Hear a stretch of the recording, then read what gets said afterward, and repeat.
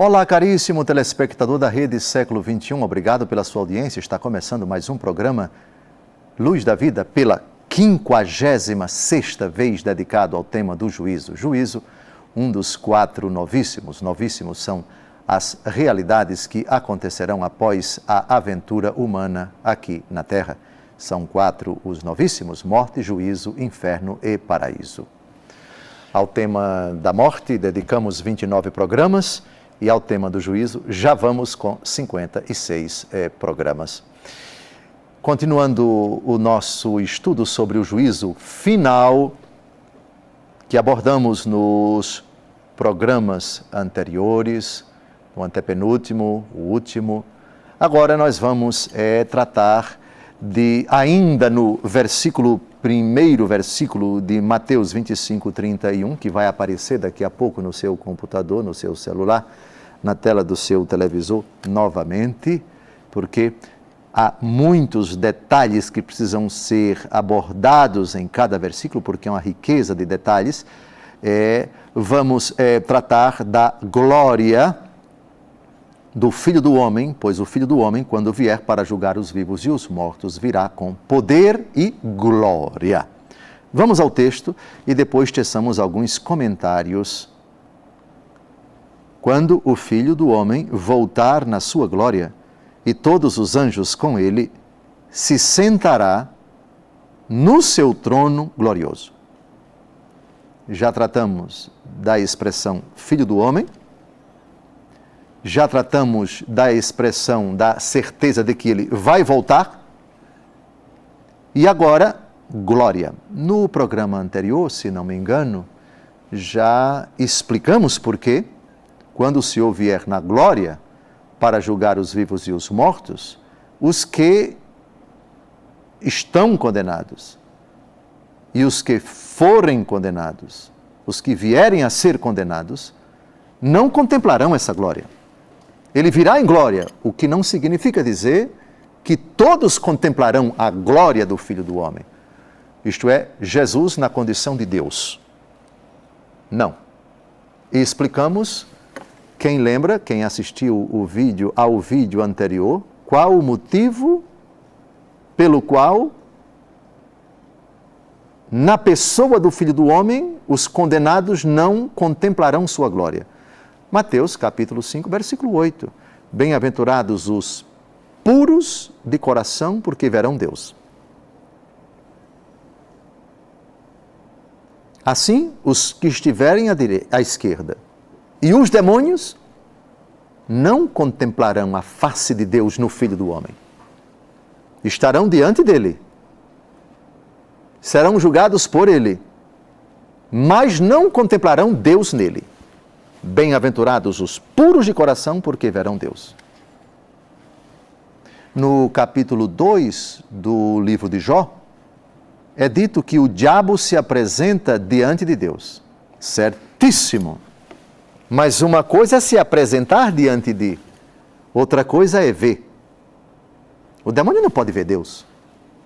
O demônio não tem acesso a Deus na contemplação de Deus, porque é impuro. O demônio foi expulso do céu, por isso não pôde mais contemplar a face de Deus, pela sua impureza. A impureza da criatura impede a criatura de contemplar Deus. Bem-aventurados os puros de coração, porque eles verão Deus. Vamos então agora a um outro texto da Escritura que prova isso, que corrobora isso, porque somente os puros podem ver Deus. Então, no juízo final, uma coisa é estar todo mundo diante de Deus. Outra coisa é dizer que todos verão na figura do Filho do Homem Deus, de forma alguma. Mateus 5:8, bem-aventurados os puros de coração, porque eles verão Deus. Só os puros podem ver Deus. E agora temos um outro texto. No Salmo 10, versículo 7, nós temos uma corroboração do que Jesus diz, quer dizer, isso aqui veio antes de Jesus. Jesus reforça, não é? Mas a palavra de Jesus é mais importante porque Jesus é Jesus. O Novo Testamento é o sentido do Antigo Testamento. Vamos ao Salmo 10, versículo 7. Olhem que coisa impressionante. todo mundo diante de Deus, condenados e eleitos. Mas os condenados não vão ver no Filho do Homem Deus. Vão ver o Filho do Homem como juiz, na sua condição humana. Apenas isto. Porque o Senhor é justo, Ele ama a justiça, e os homens retos contemplarão a sua face. Os homens retos. Outra tradução, a do Salmo 14 e a do Salmo 23, Senhor, quem entrará no santuário, quem tem mãos puras e coração inocente, etc. É uma outra forma de falar de pureza, como Jesus fala em Mateus 5:8, bem-aventurados os puros de coração. Aqui, a pureza de coração é chamada pelo salmista de retidão. Os homens retos contemplarão a sua face. Pronto. Ora, se os condenados e os anjos maus, os anjos decaídos, não contemplarão no Filho do Homem Deus, não é permitido para eles pela impureza deles, então o que é que eles vão ver? Eles vão ver um mero homem? Não digo um mero homem, porque Jesus, em qualquer lugar que ele se manifeste, é sempre Deus encarnado. O Verbo se fez carne. Portanto, no céu, na terra, nos abismos, etc., até no inferno, e Cristo é onipresente, ele será sempre Deus encarnado. Agora, Deus encarnado que não manifesta para quem está contemplando-o, por ser impuro aquele que contempla, não se enxerga em Jesus nada mais, nada menos do que aquilo que o diabo enxergou em Jesus quando tentou no deserto, por exemplo. Quando o diabo tentou Jesus no deserto, o diabo viu Jesus? Claro que viu. O diabo tentou Jesus vendo Jesus. Só que vendo a humanidade de Jesus, nada mais do que isso, não viu a divindade de Jesus. Se o demônio sabia que Jesus era o Filho de Deus, se és o Filho de Deus, transforma estas pedras em pães. Vamos deixar essa discussão de lado? Vamos deixar essa discussão de lado? Aqui não é o momento. Eu quero crer que o demônio, é minha opinião, que o demônio, num determinado momento da vida pública de Jesus, descobriu que Jesus é Deus. Num determinado momento de sua vida pública. Não sei se exatamente durante a tentação. E essa pergunta se denotaria ignorância da divindade de Jesus da parte do demônio. É uma discussão até legítima. E, desde que não fira as Escrituras e a doutrina da igreja, é legítimo você tergiversar se o demônio naquela hora sabia se Jesus era Deus ou não. E se essa pergunta foi puramente capciosa, se és filho de Deus, transforma estas pedras em pães. Filho de Deus, portanto, um título bem mais próximo da divindade de Cristo do que é filho do homem. Se bem que filho de Deus, no Antigo Testamento, é um título aplicado até para, no paganismo, para os que adoravam determinados ídolos. Em todo caso, o demônio, durante a vida pública de Jesus, o episódio de Gadara, onde eles pedem para entrar nos porcos e Jesus autoriza e os porcos se jogam, etc. O demônio viu Jesus.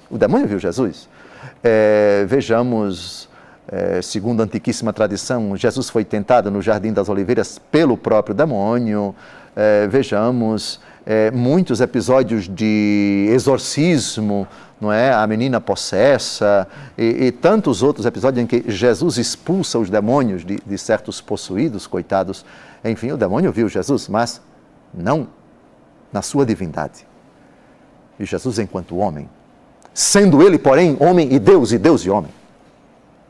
Portanto, que fique bem claro aqui, os homens retos contemplarão sua face. Então, todo joelho se dobrará, toda língua proclamará que Jesus Cristo é o Senhor. Esse texto que vamos ver no segundo bloco merece uma atenção toda especial, porque a palavra de Jesus é claríssima por meio do apóstolo Paulo, para que ao nome de Jesus, nosso Senhor, se dobre reverente todo joelho no céu, na terra e nos abismos, ou outra tradução, e nos infernos. Abismos é a tradução mais usada pelas Bíblias em língua portuguesa aqui no Brasil. Ave Maria, a Bíblia, tradução oficial da CNBB, a Bíblia de Jerusalém e tantas outras, nos abismos. Portanto, todo joelho se dobrará. O diabo, como espírito puro, não tem joelho, mas é uma forma de dizer, se inclinará diante de Jesus. Só que a inclinação para os eleitos tem uma conotação. A inclinação para os condenados terá outra conotação. Mas isso não é assunto para esse bloco. Nesses últimos 2 minutos, então, que fique bem claro, bem matizado, bem consolidado, que todos contemplarão a face de Jesus. Outra coisa é dizer com isso que tanto eleitos como condenados contemplarão a face de Deus. Alto lá!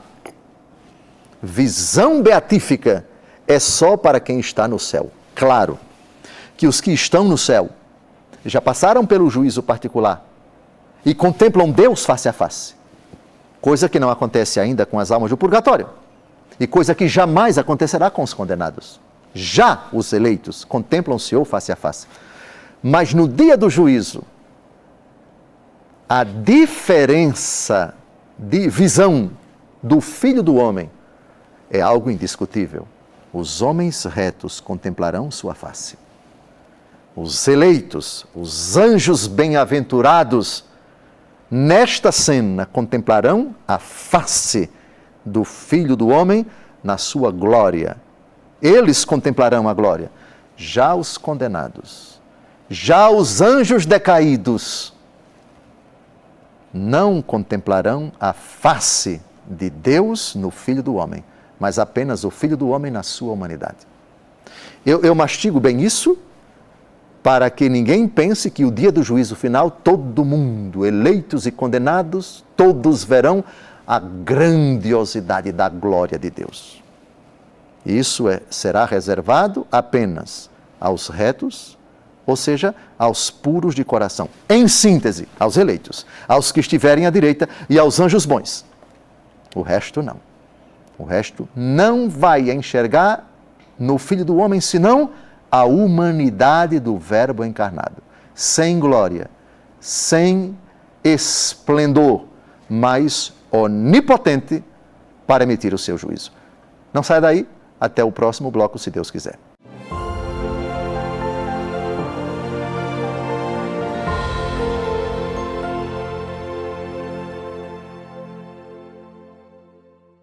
Olá, caríssimo telespectador da Rede Século XXI, obrigado por ter permanecido conosco depois desse breve intervalo. Está começando o nosso segundo bloco do 56º Encontro, programa Luz da Vida, dedicado ao tema do juízo. Juízo, um dos 4 novíssimos. Novíssimos são as realidades que acontecerão após a aventura humana aqui na Terra. São 4 os novíssimos: morte, juízo, inferno e paraíso. Ao tema da morte já dedicamos 29 programas e ao tema do juízo 56 programas com este. Continuamos a nossa explicação do magnífico, imponentíssimo juízo final, descrição minuciosa dada pelo próprio Jesus no capítulo 25 do Evangelho segundo Mateus, precisamente dos versículos 31 a 46. Ainda estamos no versículo 31 e agora vamos abordar no versículo 31 alguns protagonistas do juízo final. E eles são os anjos. Jesus virá com poder e glória, não sozinho. Ele desceu sozinho no ventre de Maria. Ele morreu sozinho. Sozinho, entre aspas, porque o Pai sempre esteve com ele. Eu estou falando sem a presença dos anjos. Aliás, quando o Verbo se fez carne, só tinha um anjo dialogando com Nossa Senhora, que era o arcanjo Gabriel, certo? Mas ele é o protagonista, é o mensageiro, é o anunciador. Jesus se encarnou, digamos assim, sem o cortejo angelical. Morreu, se bem que durante a tentação, depois que Jesus foi tentado, o anjo veio confortá-lo, sem dúvida alguma, Segundo a antiquíssima tradição, Jesus foi confortado também no Jardim das Oliveiras pelos anjos. A morte dele, claro que os anjos estavam a adorar Jesus morto, mas os evangelhos não descrevem a presença dos anjos, se bem que essa presença é indiscutível. E Jesus sobe ao céu, ressuscita, temos a presença dos anjos ali do lado do túmulo, sentados em forma de homens na pedra, que dialogam com as mulheres que vão ao túmulo levar ungüentos para o corpo de Nosso Senhor. A ascensão de Nosso Senhor, nós temos anjos, a presença de anjos ali sentados, homens da Galileia, porque vocês estão aí a olhar para o céu, sem dúvida alguma, e Jesus sobe, muito provavelmente acompanhado de anjos, e mesmo que o texto não diga, mas isso é mais do que evidente, a presença dos anjos acompanhando Deus Salvador que adentra na glória do Pai, sem dúvida alguma.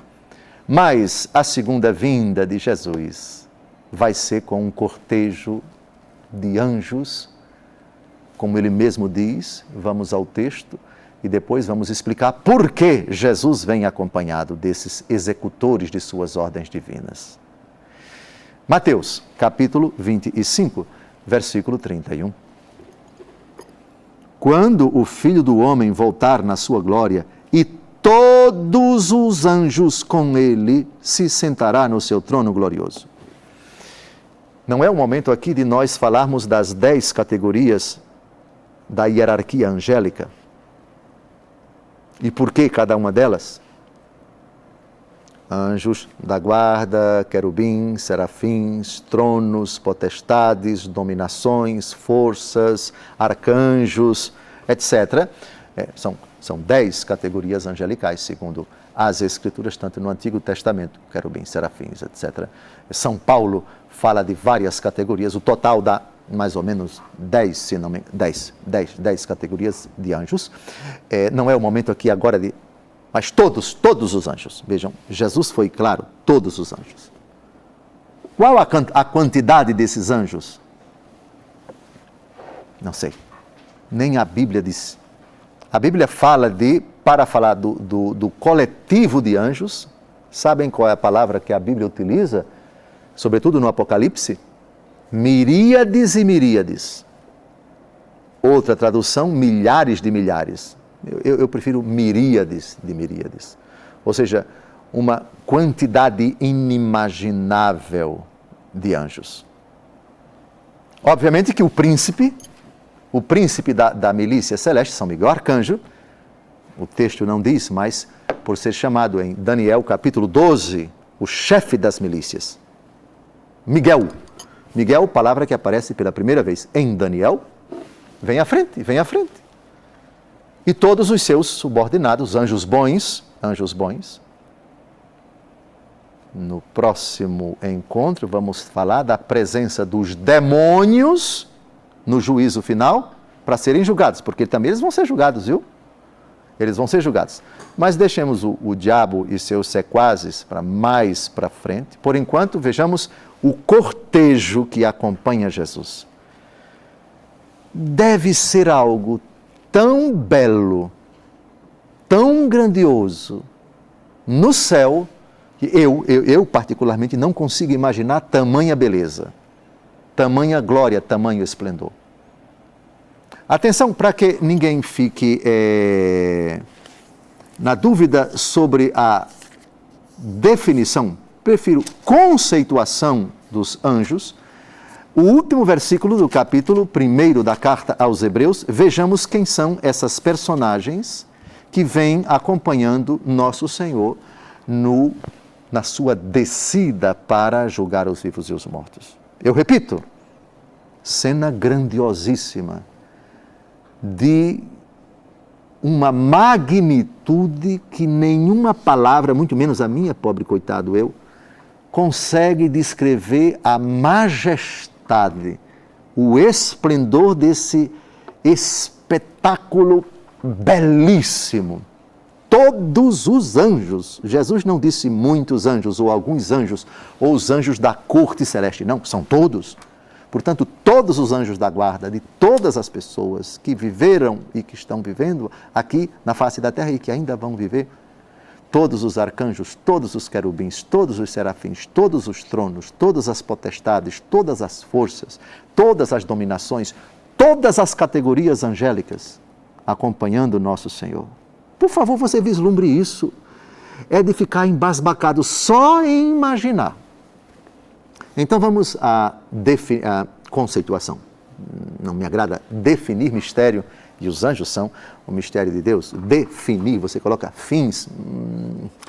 Não me agrada muito essa palavra quando o assunto é Deus e suas obras misteriosas e abscônditas e grandiosas como os anjos. Mas conceituação, sim. Conceituar vem de conchipere, é de conceber. Não é?